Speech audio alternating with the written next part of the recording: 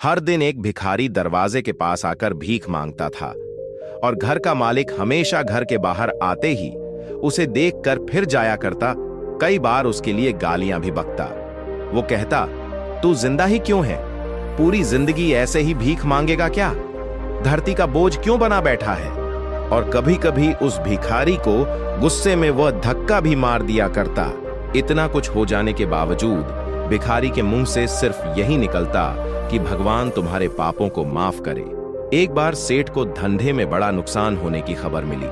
सेठ बहुत परेशान था कि तभी उसके दरवाजे पर वही भिखारी आया।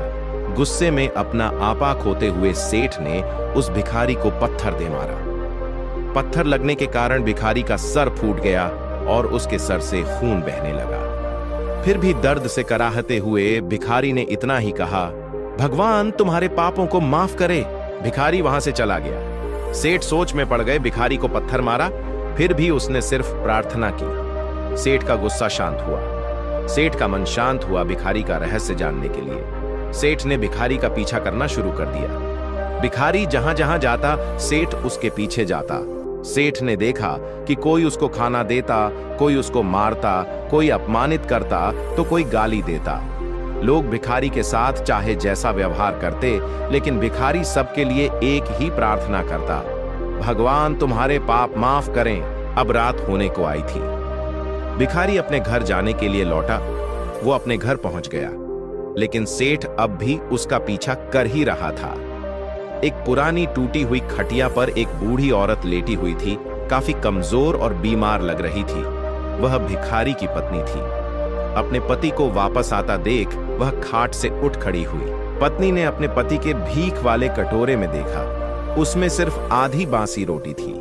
उसे देखकर वह बोली, आज बस इतना ही मिला? और हाँ, आपके सिर से खून निकल रहा है, ये चोट कैसे लगी?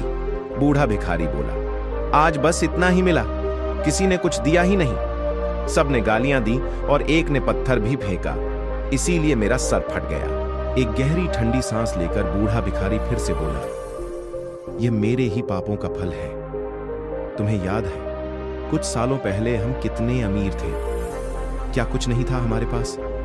हमारे पास हर चीज जरूरत से ज्यादा थी, लेकिन हमने कभी दान नहीं किया। और उससे भी बुरा हमने उस अंधे भिखारी के साथ किया जो हमारे द्वार पर भीख मांगने आया करता था। बूढ़ी पत्नी की आंखों में आंसू आ गए।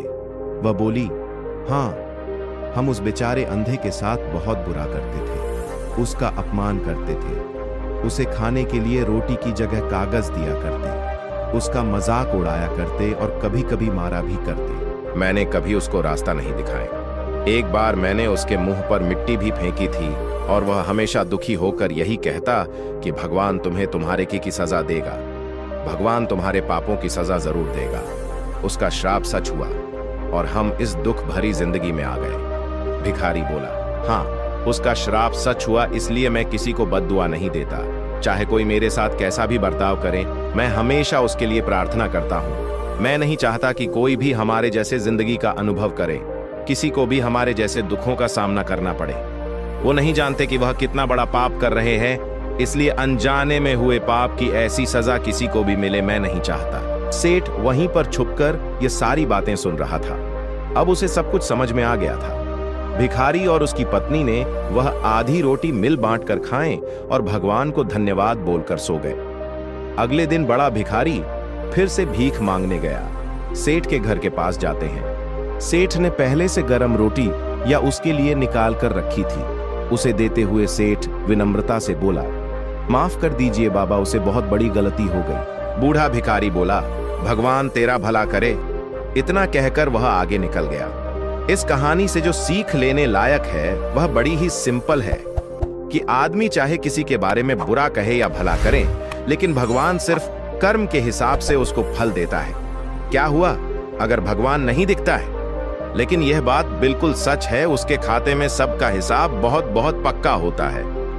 इसलिए जब किसी के लिए कुछ भी करो तो अच्छा ही करो।